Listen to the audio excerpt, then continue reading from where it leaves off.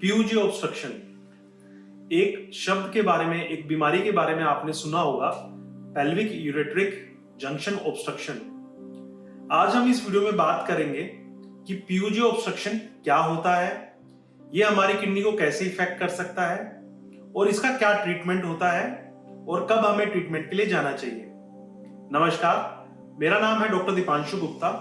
मैं senior urologist हूं गुड़गांव में क्योरस्टोन के साथ।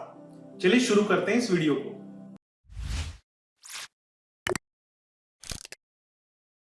तो जैसा कि आप इस शब्द के मतलब से समझ सकते हैं कि पीयूजे मतलब पेल्विक यूरेट्रिक जंक्शन। अब ये पेल्विक यूरेट्रिक जंक्शन क्या होता है? देखिए, हमारी किडनी एक फिल्टर के जैसे काम करती है और सारे खून को साफ करती है, और जो भी वेस्ट या जो भी गंदगी रहती है वो पेशाब होता है। तो पेशाब किडनी से निकलकर एक पतली सी पाइप, जिसे हम यूरेटर बोलते हैं, उस पाइप से होता हुआ सारा पेशाब हमारा पेशाब की थैली तक आता है। अब जहां पर किडनी का जो हिस्सा है वो उस पाइप के साथ जुड़ता है, उसे हम बोलते हैं पेल्विक यूरेट्रिक जंक्शन। तो अब बात करते हैं कि ये कैसे बंद हो जाता है या कैसे ऑब्स्ट्रक्शन आ जाती है। तो ये यूजुअली देखा गया है कि जन्म से ही इस जंक्शन के जो टिश्यू रहता है वो थोड़ा डिफेक्टिव होता है, जिसकी वजह से धीरे धीरे करके इस एरिया में थोड़ी नैरोइंग हो जाती है। अब हम बात करते हैं कि पीयूजे ऑब्स्ट्रक्शन क्यों होती है। तो इसके लिए बहुत सारी थ्योरी हैं जो कि बोलती हैं कि इसमें कुछ थ्योरीज बोलती हैं कि इसके अंदर मांसपेशियों की डिफेक्ट आ जाता है, जिसकी वजह से पेशाब को पाइप तक नहीं पहुंचा पाते हैं।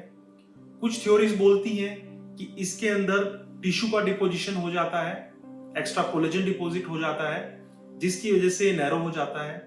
कुछ थ्योरीज बोलती हैं कि नर्व सप्लाई जो होती है यहाँ की वो डिफेक्टिव होती है, या कई बार कुछ इसी एरिया से कुछ नसें पास हो रही होती हैं जिन्हें हम क्रॉसिंग वेसल्स बोलते हैं, और इन क्रॉसिंग वेसल्स की वजह से भी ये एरिया नैरो हो जाता है।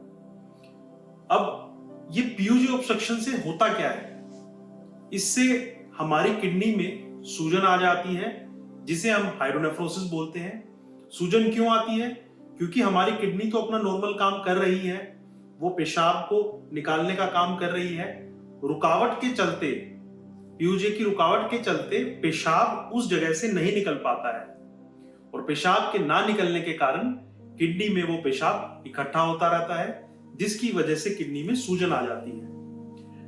अब अगर इस सूजन को दूर नहीं किया जाए या इस बीमारी को ठीक नहीं किया जाए तो ये सूजन बढ़ती रहती है, और जो हमारी किडनी का वो हिस्सा है जहां पर हमारे फिल्टर्स रहते हैं वहां पर ये दबाव डालती रहती है।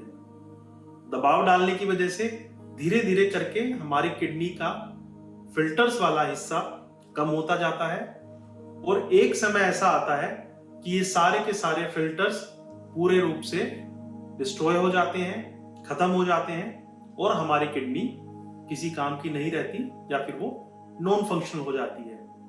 अब वो कितनी जल्दी नॉन फंक्शनल होगी या कितनी जल्दी उसमें डैमेज होगा, ये डिपेंड करता है कि रुकावट की क्या ग्रेड है या क्या इंटेंसिटी है या कितनी रुकावट है। अगर मान लीजिए रुकावट कम है तो किडनी को डैमेज नहीं पहुंचेगा या बहुत लंबे समय में पहुंचेगा, और अगर बहुत ज्यादा रुकावट है तो बहुत जल्दी ही ये किडनी के अंदर सूजन लाकर उसको फिल्टर वाले हिस्से को डैमेज कर देगा। अब बात करते हैं कि इसके ट्रीटमेंट क्या अवेलेबल है। ट्रीटमेंट के अंदर जो सबसे गोल्ड स्टैंडर्ड ट्रीटमेंट है उसे हम पाइलोप्लास्टी बोलते हैं। ये पाइलोप्लास्टी का मतलब रहता है कि जो हिस्सा डिफेक्टिव है, जो ये जंक्शन है, इस जंक्शन को रिमूव कर दिया जाता है सर्जिकली, और जो दो हिस्से हैं उनको आपस में जोड़ दिया जाता है। इससे ये होता है कि जो डिफेक्टिव और रुकावट करने वाला हिस्सा है वो निकल जाता है और किडनी पूरे रूप से चलना शुरू कर देती है। लेकिन इसका मतलब ये नहीं है कि सभी पीयूजे ऑब्स्ट्रक्शन में हमें ऑपरेशन की जरूरत पड़ती है।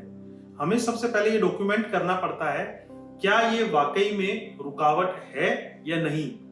कई लोगों में वहां पर थोड़ा सा सूजन रहती है, लेकिन फिर भी पेशाब नॉर्मल निकलता रहता है, तो उन केसेस में हमें ऑपरेशन की जरूरत नहीं है। तो इस बीमारी के बारे में जानने के लिए कि इसमें ऑपरेशन की जरूरत है या नहीं है, हमें 2-3 टेस्ट कराने पड़ते हैं, जिनमें एक DTPA स्कैन होता है और एक कॉन्ट्रास्ट सीटी स्कैन होता है। इन दोनों की रिपोर्ट के आधार पर ही हम ये तय करते हैं कि क्या ऑपरेशन की जरूरत है या फिर नहीं है।